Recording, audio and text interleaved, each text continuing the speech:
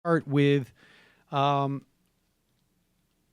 appears to be a pretty important agreement in terms of climate change.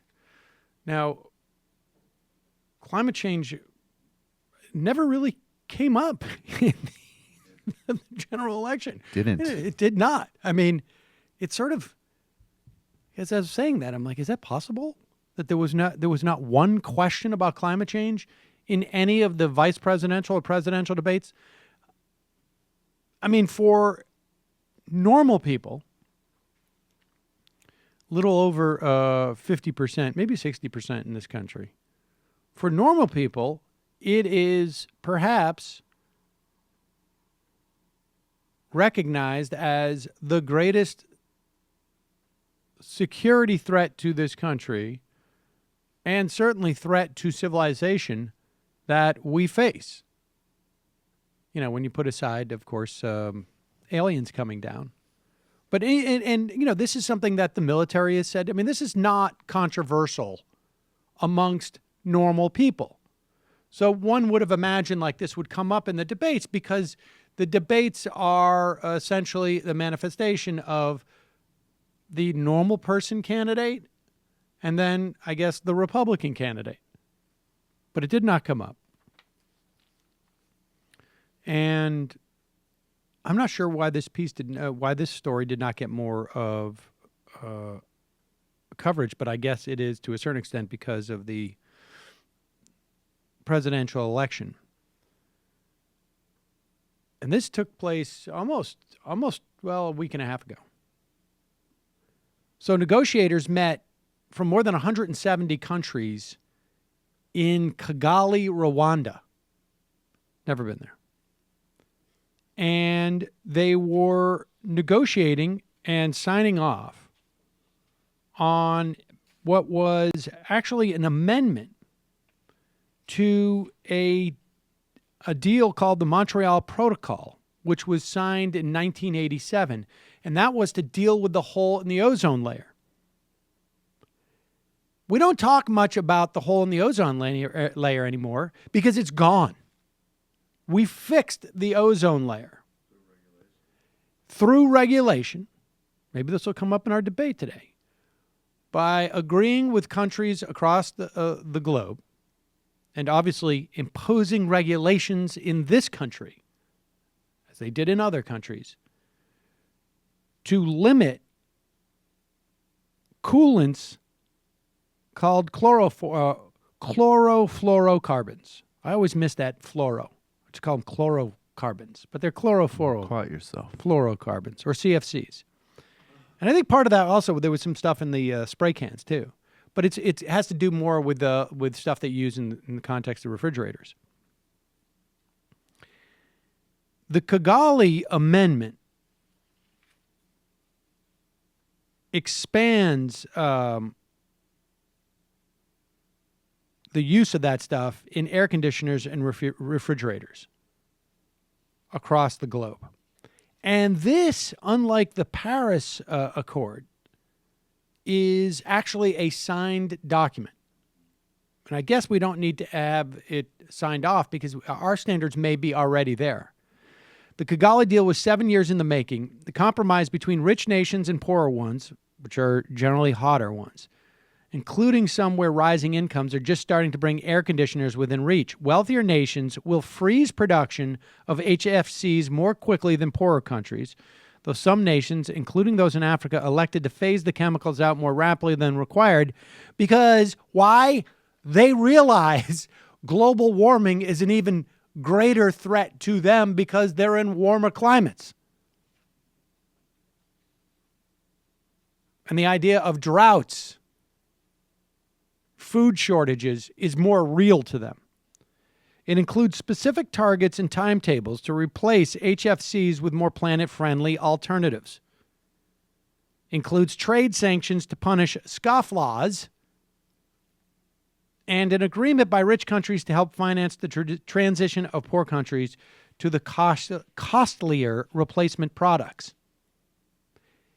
It will lead to the reduction of the equivalent of 70 billion tons of carbon dioxide from the atmosphere. That's about 2 times the carbon pollution produced annually by the entire world. So it basically buys us 2 years.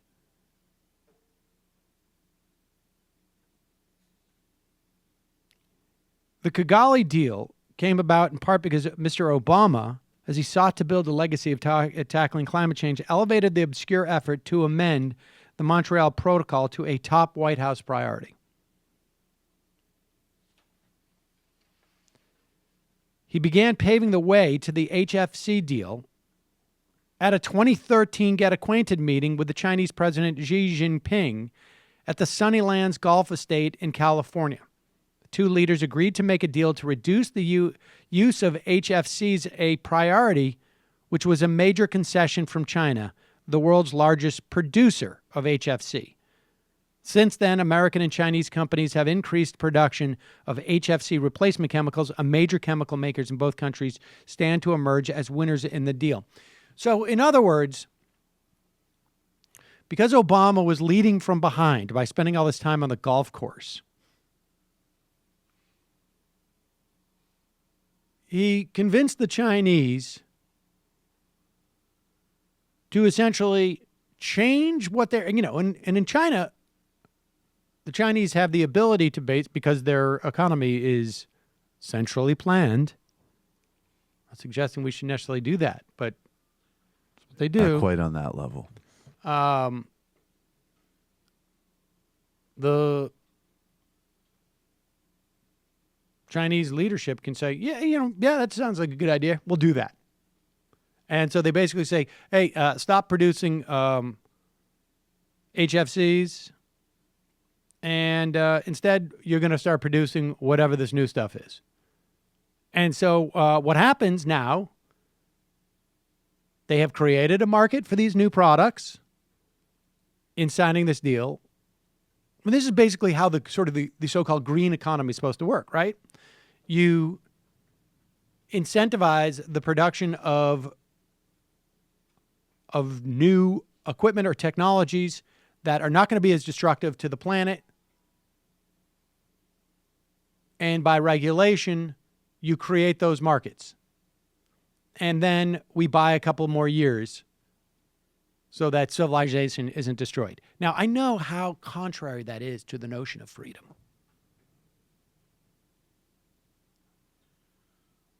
I know we're all supposed to go around like a license plate and live free or die, right? Those things made by prisoners up in New Hampshire. Exactly.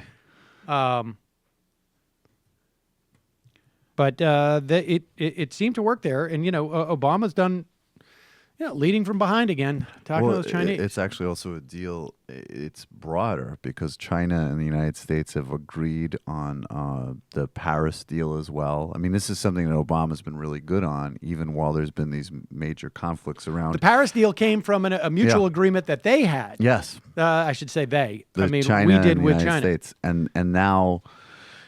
And they're sort of synchronized on that. So even though there's all these conflicts around South China Sea and around hacking, and things have really deteriorated, this has actually been something that is not only good in and of itself, but it's sort of helped. Like if Russia and the United States had some type of common framework like on climate that they had, that might help us not completely spinning out of control with them.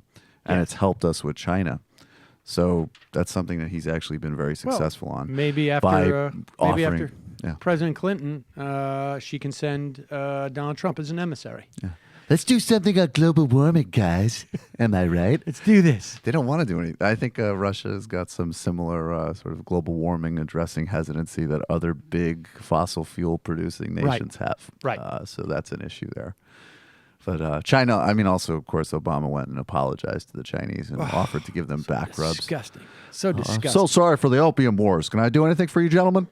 Can I get on my knees? Thank you, Mr. Zhao. I apologize for being American.